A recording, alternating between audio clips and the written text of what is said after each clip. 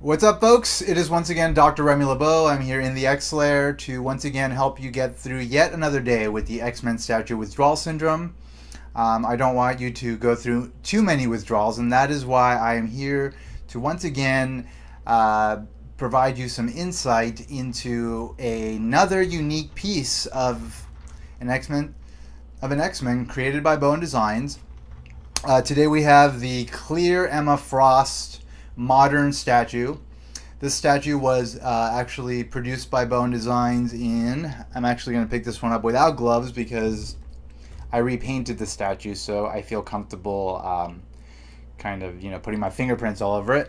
In 2010, so that's now 4 years ago. And this is number 460 of 1000, and it was sculpted by Mark Newman. This is actually a variant of the retro Emma Frost statue that I've already done a video of, and you can find on my YouTube channel as well as my blog. But it's not the only variant. The other variant was a painted version of this statue, in which she had, her features painted in, her hair was painted in, it was painted blonde, and of course her skin. And I believe that one was released before this one, and then this one was announced, and this was actually announced as I think a Diamond Distributors exclusive, and it was limited to 500, and so there was like this ravenous frenzy amongst the collectors to get their hands on it, and as a result of very high demand, I think Bowen Designs and maybe Diamond together decided they were going to expand the production run to 1,000.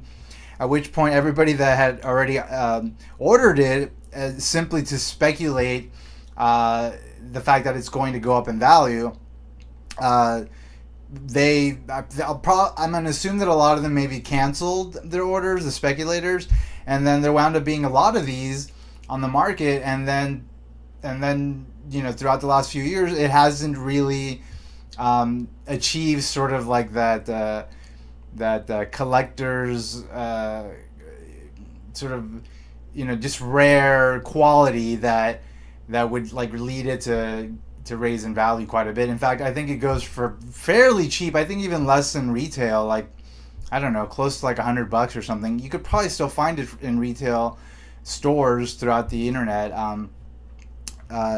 And it might be a good idea for you to just buy them on eBay. I might be wrong. I haven't checked in about 6 months maybe, but I'd say that it's likely that the situation hasn't changed much.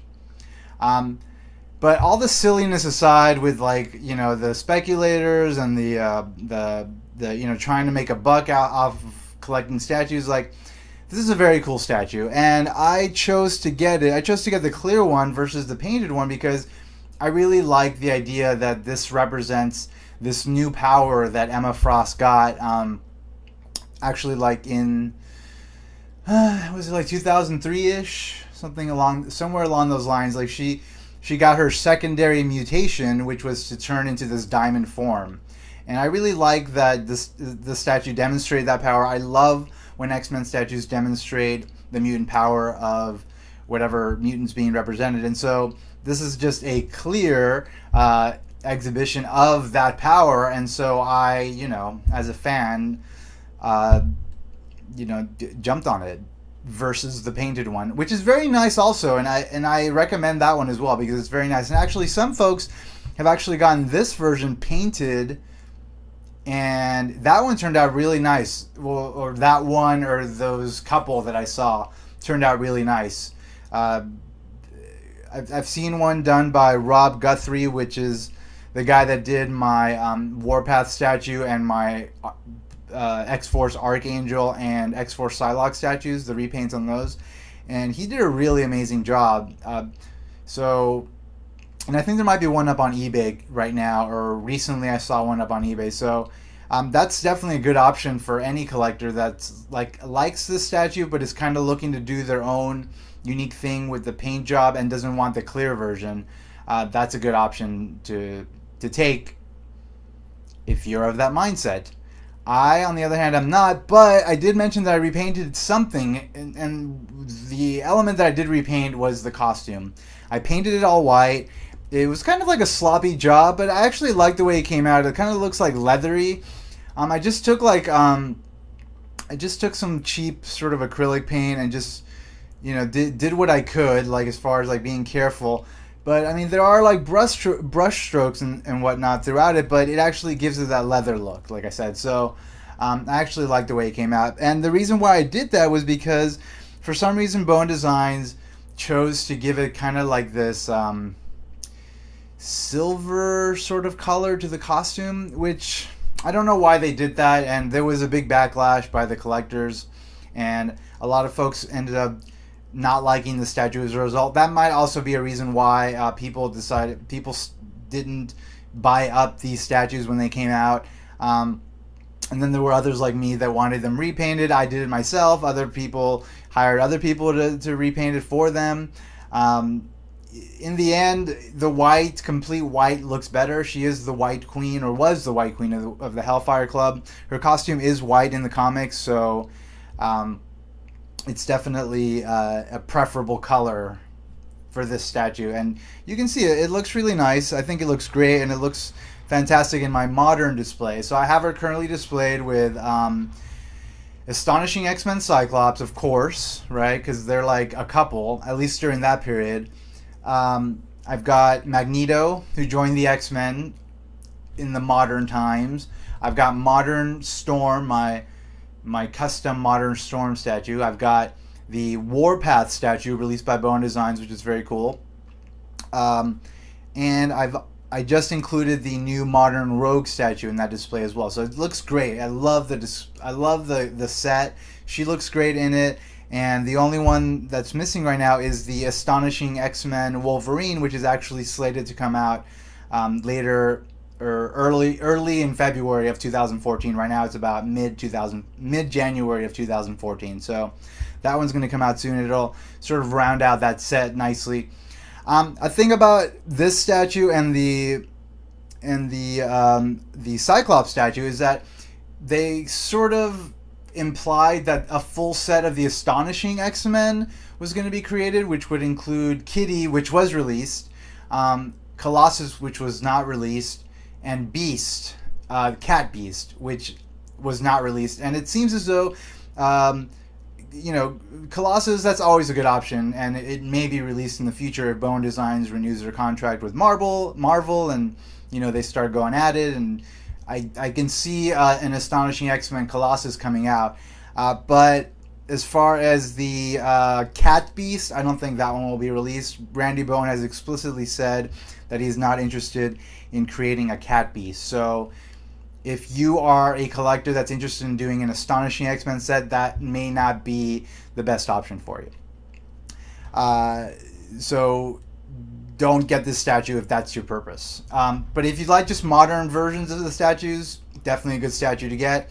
If you like sort of unique statues that kind of exhibit the power of a mutant in a unique way, this is definitely a statue to get because she's clear. She's got the clear resin top of her body and her midsection. It's very cool. It looks very cool in a display, and especially if you place like a light behind it or somewhere where the translucent effect is really emphasized. I think that is definitely something that brings out like the complete value of the statue, given its design. So I really like this statue. The pose, the hand up front thing, I don't love that, but I don't hate it. I don't know. It just kind of feels a little bit strange. But not terribly strange. It's fine. It works for me. And it's a very simple statue. I like how her cape kind of flows out like this, and it's like a very nice design. It's just very dynamic, and there's just a lot going on with it. They put a lot of thought into it, and I appreciate that. It makes it just gives it a little bit more of that sort of impressive quality that you're looking for from a statue of this sort that is of an X-Men that you like, and it's kind of expensive relative to your average stuff. Like Blu-rays are like $20. A statue like this cost me like almost $200 when I bought it in retail. So I want it to be impressive, and it is. Beyond that, everything's fine. I mean, it's not exact. Like I said, like I had to repaint the color, so that wasn't perfect. But I mean, overall, happy with it. So for those of you that don't know, Emma Frost was the first mutant to sort of demonstrate this secondary mutation, and the secondary mutation is a concept created by Grant Morrison, who came on to write the X-Men. In like early 2000s, as I said, and a lot of interesting stuff happened during his run. The original X-Men Volume 2, created by Jim Lee and Chris Claremont, when Grant Morrison came on, it became New X-Men. It continued the numbering, but the title of the book changed, and a lot of interesting stories were told, including the introduction of Cassandra Nova, who is like the psychic twin. So she's like the twin sister of Xavier. She never materialized in a body, but she is like a sort of a psychic form. I don't know if that's the right way of describing it, but she exists sort of like in a mental form, and maybe in an astral form, I guess. I don't know how to describe it, but she wound up being like this terrible influence on a variety of terrible events that occurred throughout the X-Men related Marvel universe, including the Shi'ar Empire. She just reigned havoc there. She reigned havoc in the X-Mansion, and most importantly, she basically ordered the destruction of Genosha. Genosha at the time was being led by Magneto, and Magneto had created like a civilization of mutants on the island, and there were like a few, I'm gonna say a couple million mutants on there, and Sentinels attacked. They basically killed almost everybody. Emma Frost was a teacher on the island at the time, and when the X-Men showed up after this sort of apocalyptic event or genocidal event, they found Emma Frost, and she had turned into her diamond form, and that's when she first materialized this power to turn into diamond form.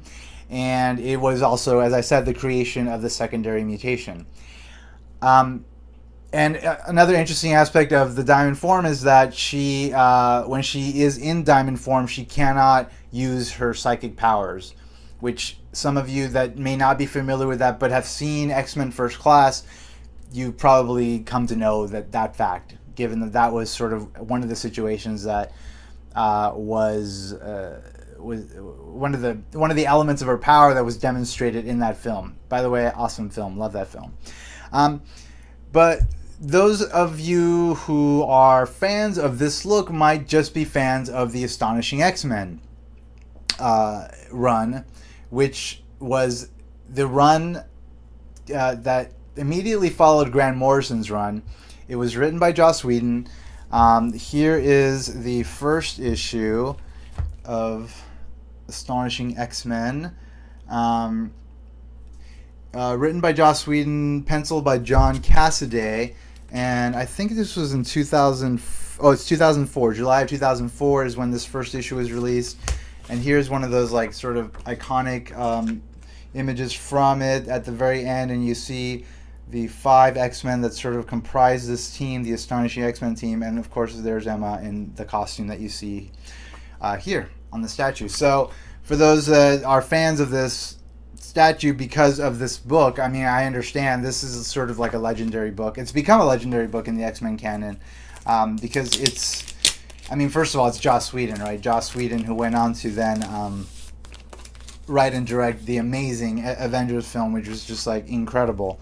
But what's really cool is that he stayed on the Astonishing X-Men for 25 issues. Here is issue number 12, and here in the bottom you see Emma in her diamond form.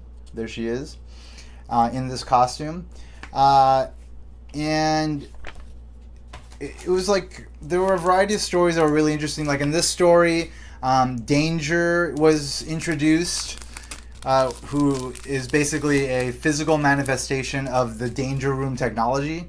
It turns out that the Danger Room technology was sentient, and it was upset that it couldn't kill the X-Men. And so somehow it manifested into physical form and became like its own sort of self-contained character, and it was out to kill the X-Men. It was really interesting. For those of you interested, Marvel put out motion comics for the Astonishing X-Men. Here's the Blu-ray of it, and basically this is all 25 of Joss Whedon's issues of Astonishing X-Men. And what they did is they kind of took the panels from each comic and they kind of broke them up and then sort of animated them and had voice actors voice the dialogue, and it actually wound up being pretty cool. It's a really cool way to experience these stories if you haven't experienced them yet. Just almost on the verge of being animation, but not really. Having sort of a cinematic quality, but not really. It's like a very sort of in-between kind of media. I don't know how if it's caught on or not, but I mean they did do some stuff with it. They actually did like Buffy's as well. Buffy season 9. That was the first, not season 9, season 8. That was the first sort of season that was only written. That was only in comics after the television show ended. And Buffy was also a creation of Joss Whedon. And of course, he wrote and directed a lot of the episodes. He created Buffy. He wrote and directed the final episode of Buffy the Vampire Slayer, season 7, which was amazing. And then he went on to sort of guide these comic books in which the story continued. And they did season 8, and now they're on season 9, which I have yet to read. I'm going to read soon. And they did motion comics of those two. So it might be like a Joss Whedon inspired thing where these motion comics became popular. I digress, of course. The point being that if you're a fan of this statue, if you're a fan of Emma, and you're a fan of Astonishing X-Men, the motion comics are definitely a place to sort of explore the stories in which Emma sort of takes this form. So she actually maintained this look for quite a while. And I think only recently, after Avengers vs. X-Men, in which the Phoenix Force was broken up into 5 different pieces, and it possessed Emma and Cyclops and Colossus and Magic and Namor the Submariner, who actually turns out is a mutant. And so during that storyline, their costumes changed when they were possessed by the Phoenix, and then now in like this post Avengers vs. X-Men world, Emma Frost is in Uncanny X-Men and like the Xavier School, which is actually at the Weapon X installation. It's being run by Cyclops, who's now kind of like this rebel leader, and she wears all black now. It's like a completely different look. The designs have gone in a completely different direction. It's part of the whole Marvel Now sort of revolution throughout all the Marvel books, kind of changing the looks, kind of trying to do something that will be, kind of in the same vein as DC did with their New 52 by completely rebooting the entire universe.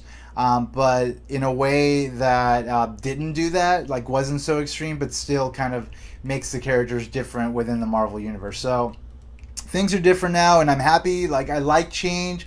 You can't have everything the same forever, because if you do, it gets stale. That's why I initially stopped reading X-Men and comics in general. About now, it's going to be like 14, 15 years ago.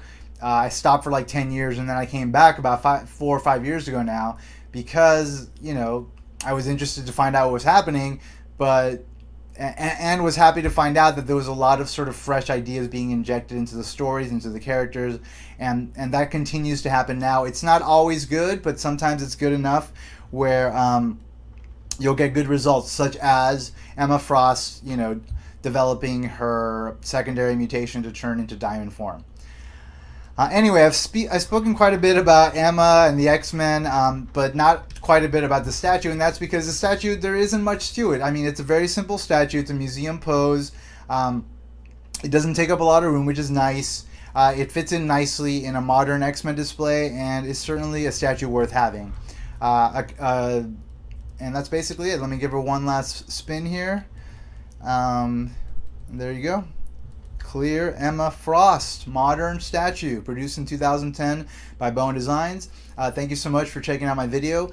My YouTube channel is Dr. Remy LeBeau's X-Lair. You can check out pictures of this statue as well as pictures of all my other statues on my blog.